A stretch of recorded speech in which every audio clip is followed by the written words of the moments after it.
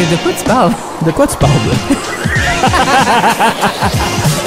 Bienvenue à notre émission De quoi tu parles de mon nom est Nicolas Barrette. Et moi, Marc-Antoine Joly. Merci d'être là, merci de nous écouter, merci d'encourager cette francophonie hors Québec sur les plateformes numériques, mais aussi via nos réseaux sociaux Facebook, Instagram, TikTok. J'étais beau dire Twitter, mais j'en ai toujours pas un. Twitter n'existe pas, ça serait X. Comme avant-dernière lettre de l'alphabet. Ça va bien? Ça va, toi? Yes! Les préférés de l'alphabet, go 3, 2, 1, W. J.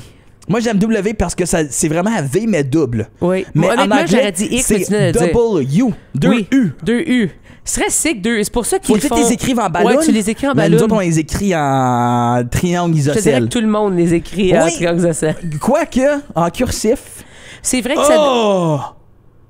ça doit venir de là. Le podcast termine, je suis désolé, je dois aller à l'Académie française, je viens de faire une révélation de siècle. Le W. Le W, le W, j'ai une thèse, je m'en vais à McGill. That's it. Eh que oui. Ils t'acceptent. McGill? Ben oui. Probablement Si pas, tu j'ai un donnes bac en 55 000, théâtre. oui, ils vont t'accepter. Ouais, puis j'ai un bac en théâtre, ils vont faire. Tu veux parler de quoi?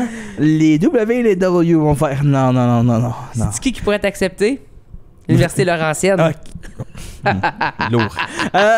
Notre invité aujourd'hui l'a connu par contre, l'Université Laurentienne. Exact, c'est ça mon lien. Là. Un 5e album. 5e album Pour pour le monsieur. un certain Serge Monette, notre invité aujourd'hui. Peut-être il y en a des vieux de la vieille qui connaissent Cormoran. Gros oiseau. C'est ça.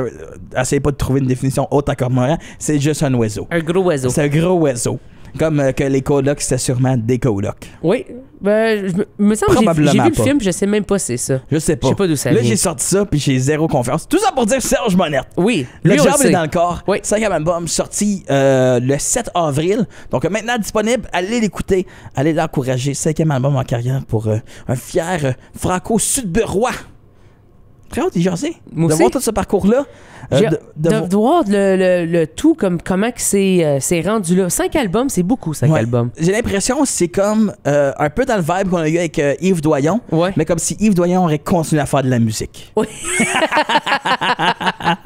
Lui, Yves, il a perdu ses cheveux, puis il a perdu sa guitare. C'est-tu en même temps, tu penses? Sûrement. Potentiellement. Mais en il s'est même acheté temps. un bicycle. C'est Mais je pas vois un bicycle à gaz, un Non, bicycle non, à pédale. un bicycle Lui, à pédale. Yves Doyon, c'est quelqu'un qui a des cuissards. Oui. Tout ça pour dire qu'aujourd'hui à l'émission, un autre gars qui vient du Nord, Serge Monette.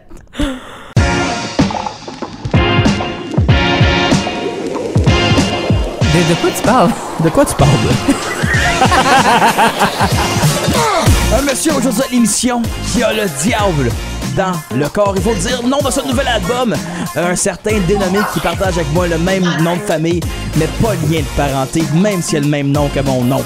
C'est fou, hein? C'est fou pareil. Aujourd'hui à l'émission, très fier de recevoir aujourd'hui de quoi tu parles de Serge Monette. Ça va bien? Oui, ça va bien, merci Nicolas. Ouais. Salut, Joly. Salut, on est super content de t'avoir. Ça fait longtemps que t'es sur notre liste. Oui. On se disait, on savait que t'avais un album qui était en train de se faire, de se composer, de s'enregistrer. Officieusement sorti Officiellement depuis dimanche, sorti. Ben oui. 7 avril, sorti Diable dans le corps. Comment que on se sent de faire un autre album aussi? Ben, faire un autre album, c'est ça. Je pense que pour moi, c'est toujours d'écrire des chansons qui me passionnent le plus, puis avoir l'occasion de le partager avec les gens. Ça aussi, ça se fait dans un deuxième temps. Si les gens aiment ou aiment pas, ben ça les appartient. Je pense que faire l'album, c'est grâce vraiment au Conseil des arts que je peux mener un 5e album. Parce que comme on le sait, hein, Joly, on peut plus vraiment faire d'argent avec la sortie d'albums physiques. Non. C'est ça.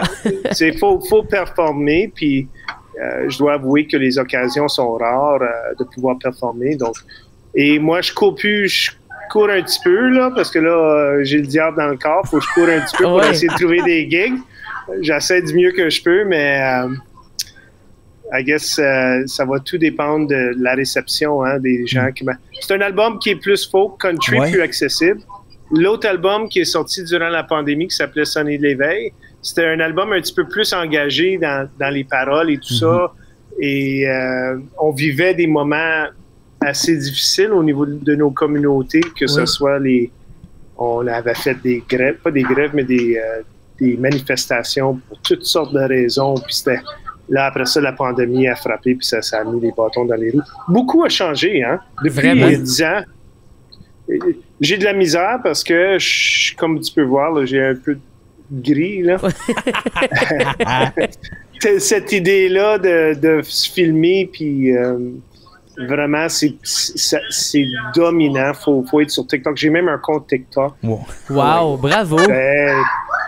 C'est quelque chose, ça. Ça niaise pas, là. Fait qu'à quand les danses? Les danses à Bédène, je sais pas. Tu penses-tu que je vais pogner avec ça? Je pense pas. C'est encore drôle. Des fois, je me dis qu'il faudrait juste essayer des choses, puis potentiellement que ça fonctionnerait, mais probablement jamais pour les bonnes raisons. Non. Puis ça l'aiderait pas à la musique, malheureusement. Non, tu deviendrais juste un meme en quelque part sur l'Internet. C'est ça que je me dis souvent. Si je décide d'aller avec qu'est-ce qui est populaire, je deviendrais juste un meme sur l'Internet. Là, moi, j'ai quelque chose que je veux te partager. Parce que tu connais mes parents, Serge. Oui. J'ai souvent fait des parties chez mes parents. Puis là, j'ai une photo que mon père m'a envoyée. Évidemment, elle est à l'envers. Puis là, j'essaie de la spinner de bord, puis j'ai bien de la misère en ce moment. C'est difficile de faire ça. Mais j'ai une photo de toi jeune, puis elle va être à l'envers, là, mais tu vas être capable de la voir dans le sous-sol avec beaucoup de paneling en bois. Il y a un glare, là, je vois pas. Il y a un glare. Je sais pas.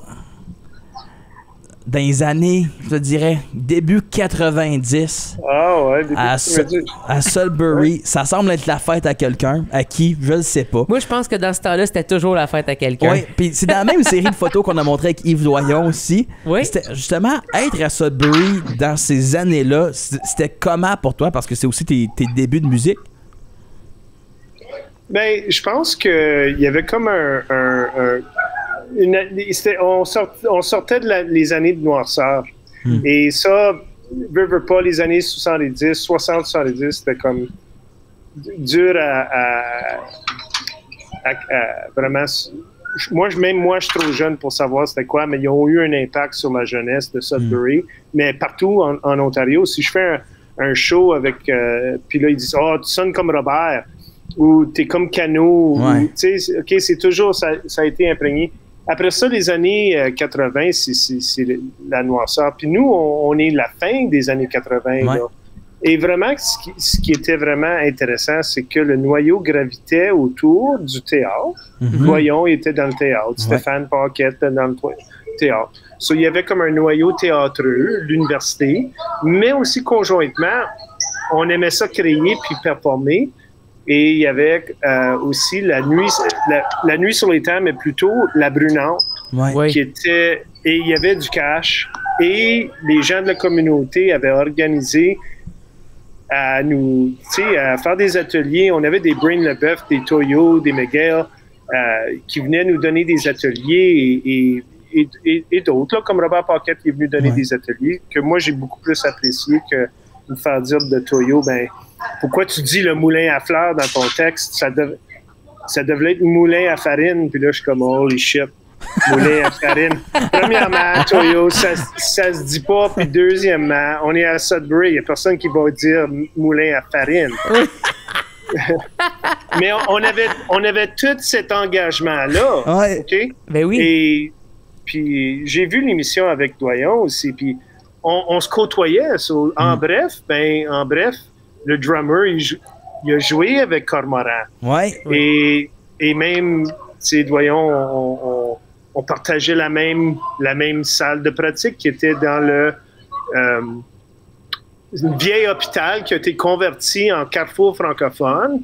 Et il y avait comme un petit pub francophone. Là, des fois, on faisait des danses ou des petits parties là-dedans. Mais nous, on avait notre salle de répétition en arrière avec Doyon et Martin Laporte. Sean il est venu. En tout cas, eux avaient le local. Puis après ça, nous, on s'est joints puis on splittait parce qu'en bref, eux autres, ils jouaient beaucoup. Hein, ils étaient tout le temps partis. Sur nous autres, on était beaucoup plus enracinés. On voyageait beaucoup moins parce que Jacques Grills, qui était le guitariste de Cormoran, il travaillait comme prof. Donc, puis moi, j'étais aux études. On s'est tous côtoyés, on a écrit, Radio-Canada aussi, les gens qui travaillaient, il y avait beaucoup de gens de Sudbury ou du Nord qui avaient cette vision-là de donner la chance aux jeunes un peu, possiblement, un petit peu comme le même mouvement des années 60, de se dire et d'être pas gêné de qui nous sommes. Et puis vraiment, en bref, c'était ça. Tu sais, c'était ici dans le Nord, c'était un gros big banger, tu sais. Oui. Tandis que Cormoran, moi, j'ai toujours été un petit peu plus... c'est différent, dark, un peu plus Neil Young, Bob Dylan dans la démarche. Oui. Mais on faisait des choses ensemble, on se partageait aussi. Sean était comme le floater. Le floaty, ouais. Il jouait dans plusieurs groupes. Et puis, ouais, c'est ça, c'était des belles années. À l'université aussi, on avait le théâtre qui était vraiment... Ouais. Hélène Gravel puis Madeleine Ozolas. Puis Hélène Gravel, c'était elle qui nous a tous imprégnés de cet engagement-là envers la culture franco-ontarienne et de se dire qu'on est beau, puis on est smart, puis on est capable, puis de rester vrai à nos racines. Madeleine aussi, mais Madeleine, c'était pas la même chose. Hélène elle était comme une maman, mais une maman qui passait pas par 4 chemins pour te dire ce qu'elle pensait. OK. Mais elle avait beaucoup d'amour pour nous autres. Elle nous aimait comme une deuxième mère. C'est vraiment cool, ça. Mais toi, là, tu savais pas que Jacques Grills était dans Cormoran. moi, je savais pas ça. Toi, je t'ai vu les yeux à cause la nuit, t'étais là, t'as interagi avec Jacques Grills. Ben moi, je connais Jacques Grills. Puis tu J'y connaissais. parle relativement souvent. Aucune idée qu'il était dans ce band-là. Fait que là, en ce moment, j'apprends ça. Madeleine Azola m'a enseigné quand j'étais à Laurentienne. Wow. Fait que, en tout cas, tout ça pour dire que comme j'ai plein de points d'encre avec Serge. Mais moi, justement, en parlant de ça et tout, le fait que tu as décidé d'aller un peu plus country, folk avec ce nouvel album-là, c'était quelque chose de voulu? C'était-tu quelque chose qui te rongeait par en dedans? C'était quoi le but ultime? Ben, je fais toujours du folk. Oui, absolument.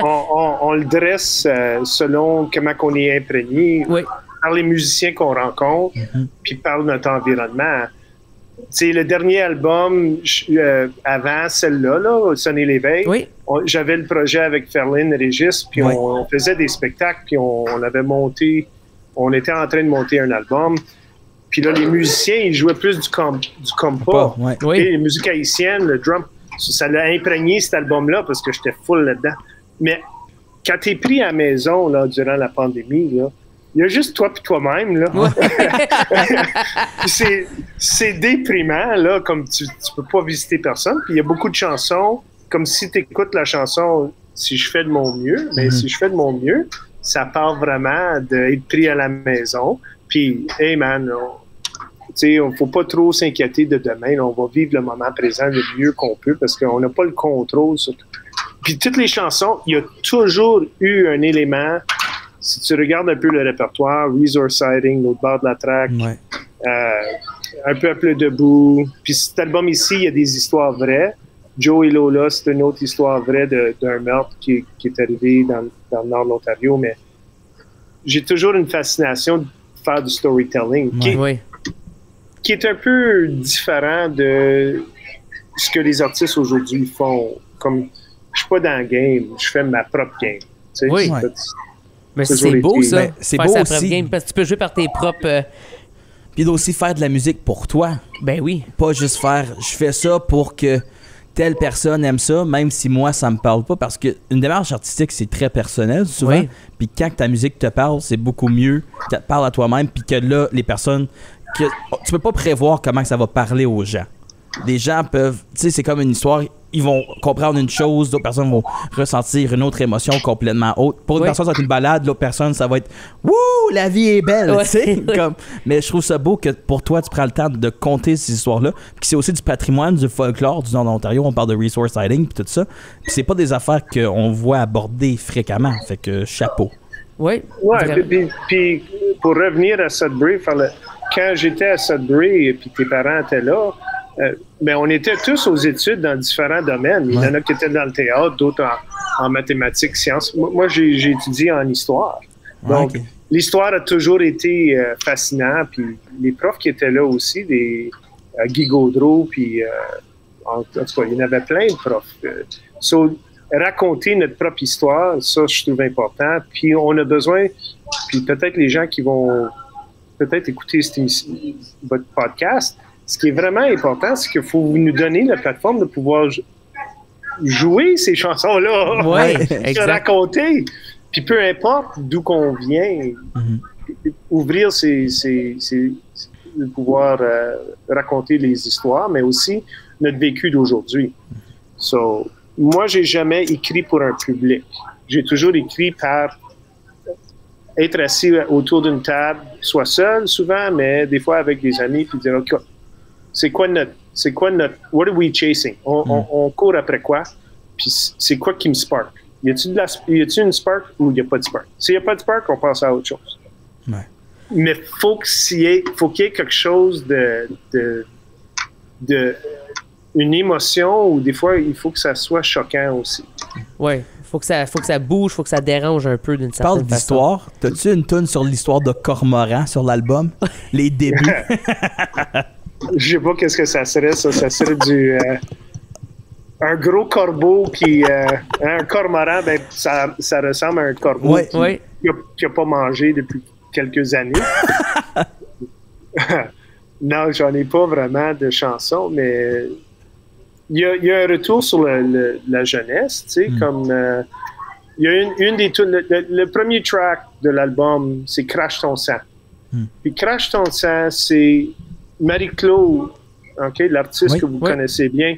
Je sais pas qu'est-ce qui est arrivé une couple d'années passées. Je pense qu'elle était à Granby puis elle s'est fait ramasser, ou elle a vécu un moment de « Hey, moi, je chante en français, je fais pas de la politique. » Puis, parce qu'elle a tout fort probable été critiquée par les gens de la dite industrie, là, qu'elle avait un accent.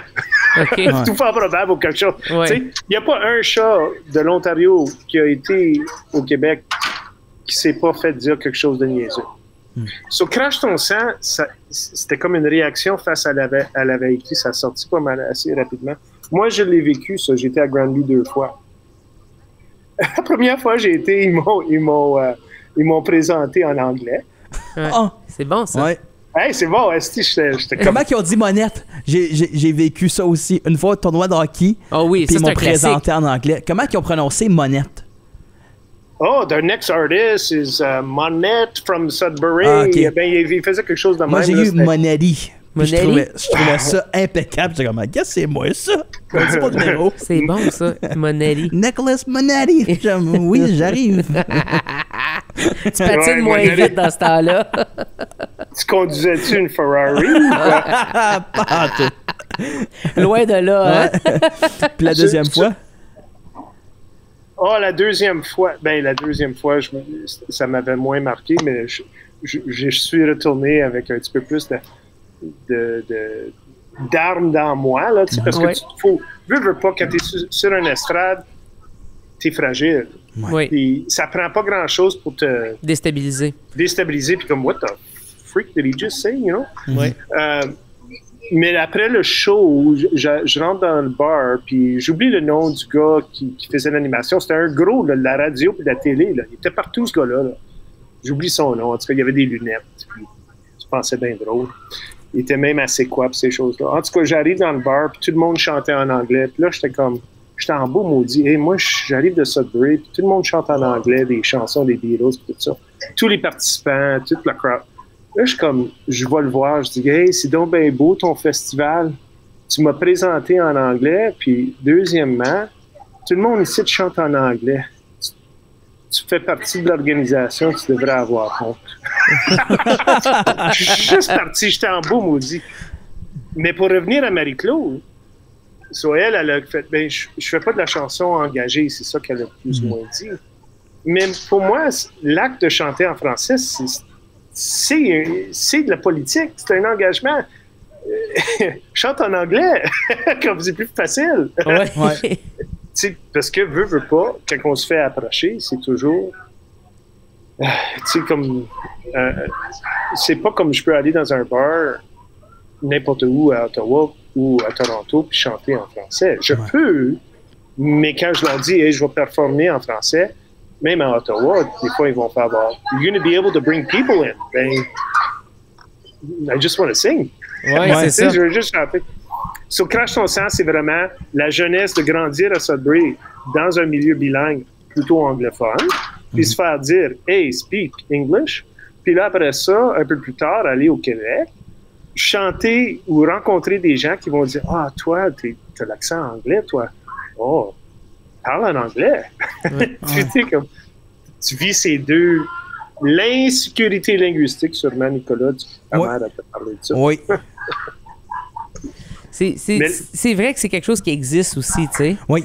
Mais il y a la fameuse la blague que moi j'aime dire que un vrai franc-ontarien, c'est quelqu'un qui parle pas bien en français puis pas bien en anglais, et moi j'en suis un de ces personnes-là. C'est pas qu'on parle pas mieux, on parle mal. Non, je le sais, je trouve ça juste drôle à dire. Ben oui. Faut rire de nous-mêmes aussi d'une certaine façon. Fait qu'il y a au moins ça. Puis toi, tu le fais bien aussi. Quand t'as fait tes calls justement à ces gens-là, c'était rire de la situation, tu sais. Ben, c'est niaiseux à un moment donné, mais faut pas avoir honte de dire ce qu'on pense aux gens. Exact. Et puis le problème qu'on a, comme tu sais, Marc-Antoine, si on dit quelque chose à un organisateur, il va le dire à quelqu'un d'autre qu'on n'est pas fin. Ouais. Puis là, on vient de se barrer un petit peu. Ouais, c'est ça. Mais à un moment donné, c'est que si tu le fais pas pour l'argent, mais tu le fais parce que tu y crois, il faut leur dire. Écoute, ça, c'est niaiseux, là. Tu sais? Puis ça va les appartenir. Ils vont... C'est à eux de se réorganiser. C'est important de parler de ces affaires-là quand même aussi, puis d'extérioriser tout ça, parce que ça fait partie évidemment d'un cheminement artistique. Là, tu sors cet album-là, tu as des dates évidemment qui se sont annoncées. T'es quand même produit en spectacle récemment, de pouvoir jouer ces nouvelles pièces-là. Parce qu'il y a un sentiment qui arrive quand c'est des nouvelles tunes que tu joues pour les premières fois. Il faut que tu les répètes, parce que de partir de l'album, aller jouer soit en solo ou en formule réduite ou peu importe, ça change un peu le vibe de la tune. Toi, c'est quel genre d'exercice que tu fais quand tu retravailles tes chansons pour un spectacle? Ben, t'as raison, c'est pas pareil. C'est toujours le fun de jouer avec un drummer, hein, avoir un bon batteur derrière lui, mais t'es beaucoup plus structuré quand tu fais ça. Oui. Tu peux pas oublier des parties parce que tu vas te planter. Là. Oui, mais moi, ma plus grande difficulté, c'est de me souvenir des paroles. OK. Donc, ça, c'est... Pour casser les chansons, ça me prend... Si on pouvait jouer à chaque mois, ben moi, en tout cas, si je pourrais jouer à chaque mois, rendu au 6e ou 7e show, les chansons et la structure seraient assez rodées. Oui. Là, je suis rendu à, je sais pas, 4 ou 5 shows, là, 5 shows. Puis j'espère que je vais avoir des shows au moins un petit peu plus consistants. Mais par contre, je fais tout ça toute seule. Donc, j'ai pas d'agent. J'ai déjà, dans le passé, eu des agents, mais les autres, ils attendent que le téléphone sonne. So, je suis aussi bien d'attendre juste moi-même, tu sais. Pas besoin d'attendre à deux. Et pas donner 18 tu sais, ça n'a pas de sens. Mais le processus de cet album ici, c'est que j'ai décidé de ne pas le faire en band. So, j'ai mon ami Georges Turcotte, un gars d'Ottawa, mais il habite à Allemagne. Il joue de la mandoline, le banjo, il a joué du drum. Plus ou moins, quand j'ai approché George pour faire l'album, je me suis dit, ben, il joue du banjo puis de la mandoline, puis on va faire des tunes comme ça. Ça va être du country folk, mais plutôt folk, avec des accents country, puis George va être parfait. Puis là, à un moment donné, c'est comme, hey, George, you can play drums here. Puis là, il a joué un petit peu de drum, on a enregistré. Là, c'était comme, yeah, okay, you know how to do it.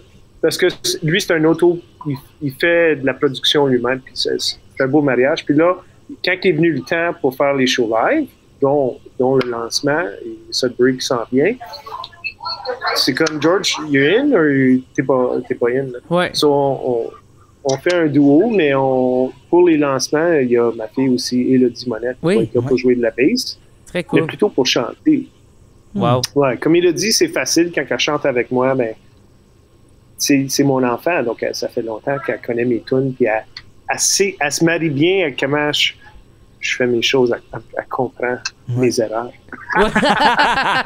Mais c'est plus suivre, exact. C'est instinctif, hein, d'une certaine façon. Quand ça fait longtemps que tu joues avec quelqu'un, moi, je peux pas imaginer, mon enfant, il joue pas de la musique encore, il chante beaucoup, il fait bien il tape, il trippe musique, mais je peux pas imaginer jouer avec ta fille, ça doit être quelque chose d'incroyable. Absolument, c'est un cadeau qu'elle me fait. J'ai tant le cadeau, mais c'est un cadeau pour moi. Ouais. On a joué plusieurs spectacles ensemble, dont La Nuit sur les Terres, hein, wow. qui est quand même un... c'est un cool. Gros show. Ben là, oui, c'est full circle pour toi aussi. Là, ben oui. D'aller voir la nuit quand t'es jeune, puis là, de le faire, là, je suis rendu que je fais la nuit, puis là, c'est avec ma fille en plus. Là. Ouais. Donc, ben, c'est ça. Donc, c'est un cadeau que je me suis... Ben, premièrement, c'est un cadeau que la nuit m'avait embauché. Oui. Pas juste pour Cormoran, mais aussi pour Monette. Et de pouvoir faire les nouvelles chansons puis tout ça avec ma fille, c'est... Puis elle sait pas c'est quoi la nuit. Elle n'a pas viré une brosse. Moi, j'avais viré des brosses une couple de fois là, à la nuit. Thank God qu'elle n'a pas vécu ça, mais quand c'était au... on va parler de brosse, parce que le diable dans le corps, ça vaut la peine. Là. C'est au Grand avant, c'est ça? C'était au Grand. Ouais. Puis là, le Grand était divisé. Il y avait un bar. J'oublie le nom du bar, en tout cas. On regardait les shows, puis après ça, on allait au bar, puis là, on retournait regarder les shows, parce qu'il y avait toujours des petites pauses. Mais là, rendu à...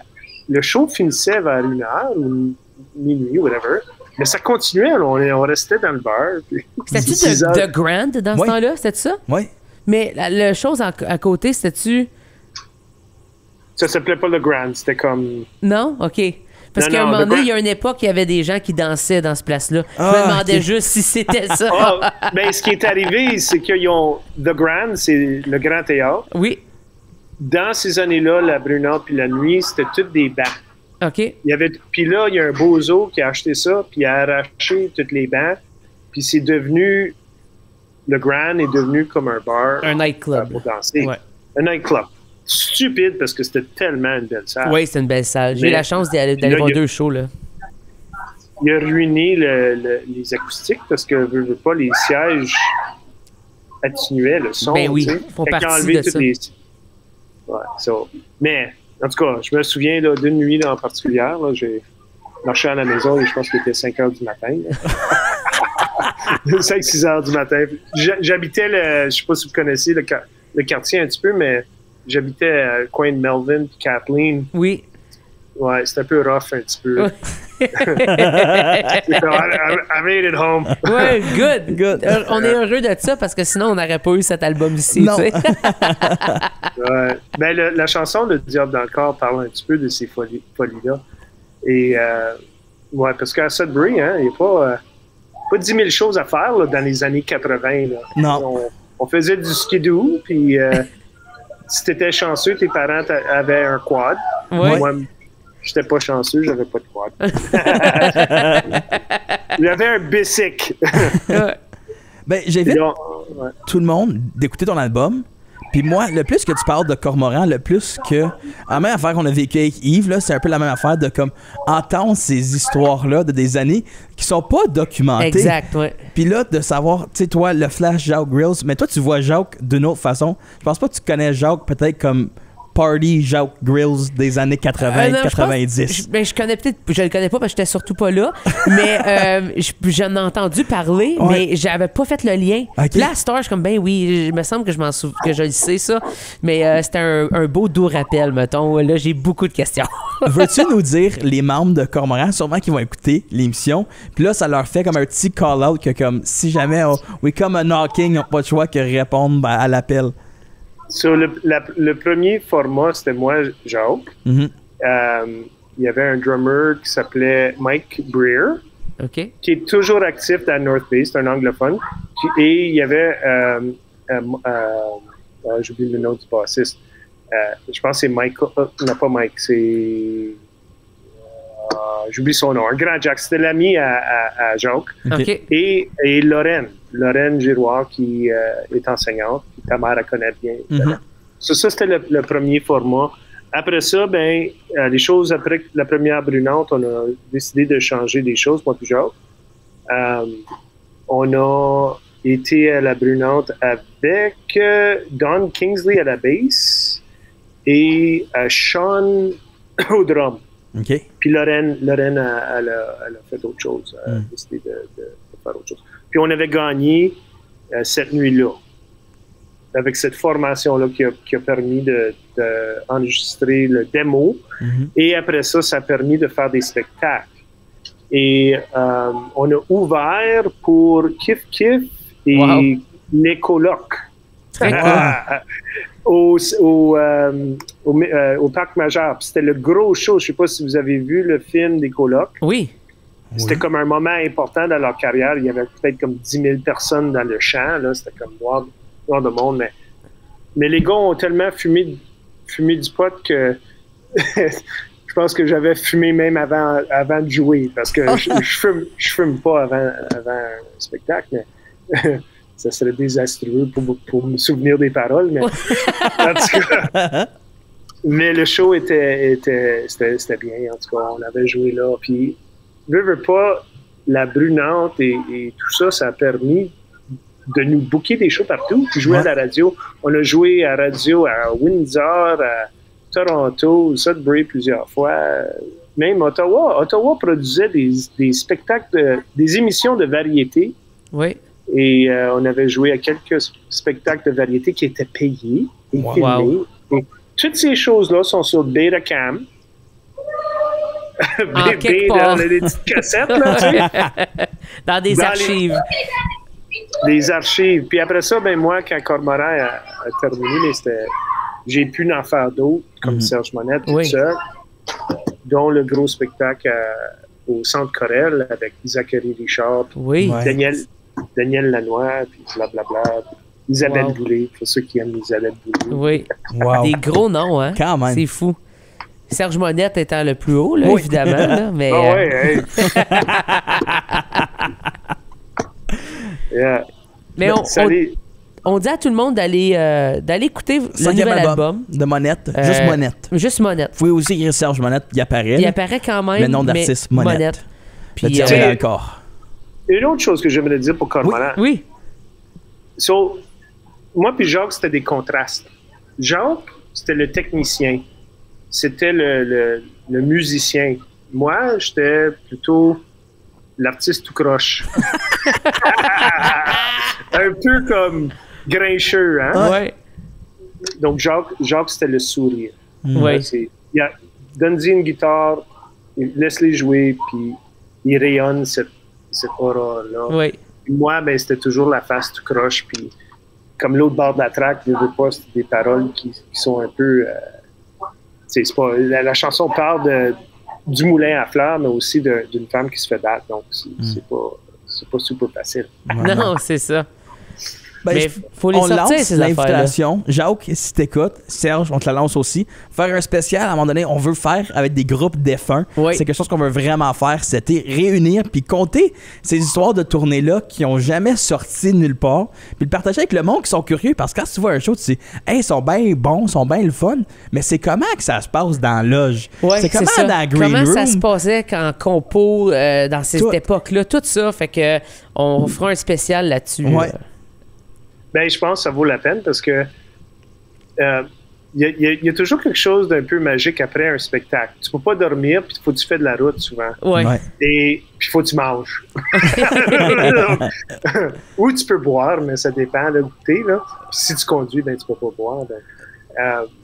Il y a toujours des histoires drôles de 2-3 heures du matin, tu sais, dans un restaurant quelque part, au milieu de nulle part, tu sais. Juste des bonnes décisions, hein, Serge? Juste des bonnes décisions.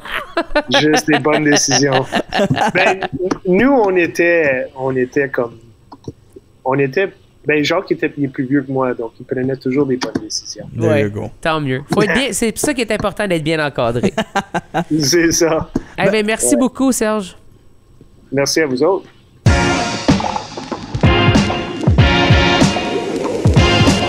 De quoi tu parles? De quoi tu parles? Jacques Grills, Bear Grylls, Esparenté. Bear Grylls? Bear Grylls. Marc, comment tu connais pas Bear Grylls? C'est quoi Bear Grylls? Tu connais pas Bear Grylls? Non! Le gars qui fait de la survie en nature avec Barack Obama, genre. Tu sais, sur Netflix, Man vs. Wild, tu sais, Non, comme man. le jeu interactif, tu fais. Moi, Il y a regarde. des lions qui t'attaquent. Qu'est-ce que tu fais? Non. Retournes-tu dans l'auto? Est-ce que tu fais du bruit dans les buissons? Un jeu interactif sur Netflix, tu peux choisir. Moi, Les Stroud Survivor Man, connais-tu? Non, T'as déjà j'ai- écouté Mad Tracker au Je moins sur le t'ai-tu câble? déjà dit que j'avais une vie, man? T'as-tu déjà écouté Hey! le câble, le Non! poste OLN? Ben, des fois, quand ça traîne chez quelqu'un, parce que j'ai Man pas le Tracker, choix. t'as déjà écouté? Non! T'as jamais écouté?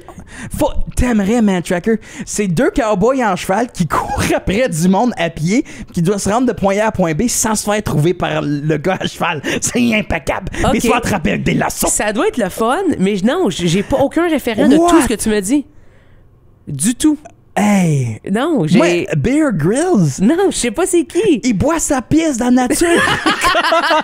Non, j'ai aucune idée. Non! Non! Wow! J'ai pas ce On retourne référent-là. à Jacques Grills. Lui, tu le connais par oui, contre. Jacques Grills, je le connais. Jacques Grills est plus connu que Bear Grylls dans mon monde à moi. Oui, dans ton monde à toi. Jacques Grills, je ne savais pas qu'il était dans ce groupe-là. Ouais. Groupe défunt, encore une fois. Mm-hmm. Mais j'aime juste des groupes défunts. Mais j'ai beaucoup de questions. Va falloir poser les questions à Jacques. J'ai parlé plein de fois à Jacques. Jamais du fait qu'il y avait un band. Ouais. Toujours, il fait beaucoup de production musicale, il fait Ouais. beaucoup de réalisation, de l'enregistrement. Technique. Il joue pour la technique, exactement. Justement, c'est lui qui faisait la nuit. Et sur le temps. Ouais. C'est lui qui faisait le son pour Breen. Breen Leboeuf. Mais c'est super fou de voir que tous ces gens-là se sont déjà côtoyés dans un local de répète. Oui. Et je trouve ça dur de s'imaginer que tous ces gens-là ils étaient comme « Oh ouais, moi je fais de la musique, toi tu fais de la musique. On va partager ce local-là sans savoir l'impact que c'était pour avoir sur la culture en général. Je trouve ça beau. Oui, c'est Je très trouve beau. ça le fun. Puis t'as ramassé un peu Yves tantôt. Ouais. Puis je voulais juste dire que Yves, c'est probablement un des messieurs, Yves Doyon, Oui. qui vieillit le mieux. Oh, que oui. Il était Je pas beau trouvais- quand il était jeune. Je trouvais... C'est pas ça que je voulais dire. Je voulais juste dire que c'est un... À chaque fois, je fais comme... On dirait qu'il rajeunit. Oui. Il rajeunit tout le temps. Ben oui. Fait que Yves, si jamais tu nous écoutes, continue, tu fais bien ça. Entre-temps, allez écouter Bear Grylls, si vous savez pas c'est qui. L'album de Serge Monette. L'album de Serge Monette. En écoutant Bear Grylls, le country pourrait bien se mélanger à la survie en ok, nature. c'est ça, on fait une expérience, tu mets le Bear Grylls sur mute, tu mets l'album de Serge Monette, puis c'est comme, c'est le nouveau Dark Side of the Moon mélangé avec The Wizard of Oz. Ouais. There you go. Parfait. On Et vous puis, a créé ça. sinon, demain, Oui. un invité aussi qu'on peut consommer de sa musique. Allez retrouver un certain cover band, les Rod Swamp. Sinon, Ginette Pérenette, ma chanson préférée de 2 saisons, parce qu'on le reçoit demain à l'émission. Nicolas Doyon sur Rendez-vous. Salut!